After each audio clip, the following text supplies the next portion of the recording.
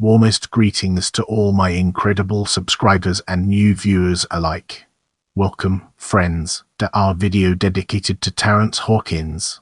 Let's dive right in and uncover its wonders. Terence Hawkins, born 1956, is an American author of numerous short stories and 2 novels, American Neolithic, published by C&R Press, and The Rage of Achilles, a recounting of the Iliad in the form of a novel. In 2016, Hawkins pleaded guilty to 1 count of larceny for embezzling almost $500,000 that had belonged to the clients of his law office. He has since been released from prison. Let's transition to background and uncover its significance. Terence Hawkins was born in 1956 in Uniontown, Pennsylvania, where many of his family were coal miners. He received his Bachelor of Arts degree in history from Yale University, where he was publisher of the Yale Daily News, and later received a JD degree from the University of Wisconsin. He returned to New Haven, Connecticut, in 1985, where he practiced as a trial lawyer specializing in medical malpractice. In 2011, Hawkins proposed that Yale host a summer writing program. In 2012, he became the founding director of the Yale Writers' Conference. Under his leadership, it rapidly grew to include 300 students from every continent but Antarctica. Its faculty have included Colin McCann, Tom Perrotta, Colm Toibin, Julia Glass, and Nicholson Baker.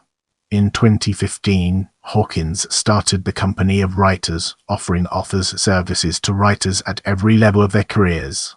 He lives in Connecticut. In 2016, Hawkins pleaded guilty to 1 count of larceny in the first degree for embezzling almost $500,000 that had belonged to the clients of his law office. He was sentenced to 10 years in prison, a sentence suspended after 2 years served, and 5 years of probation. He was required to make best efforts to pay $414,674 in restitution to the state's Client Security Fund, which had reimbursed some of the clients whose funds were embezzled, and also to attend 100 hours of mandatory community service.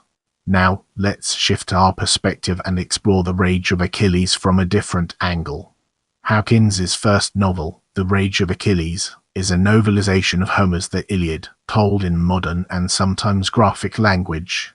Based on Julian Jaynes's hypothesis of the development of consciousness and the breakdown of bicameral mentality, it depicts the formation of the modern mind in the crucible of Bronze Age warfare. The vast majority of the characters in The Rage of Achilles are highly susceptible to bicameral hallucinations.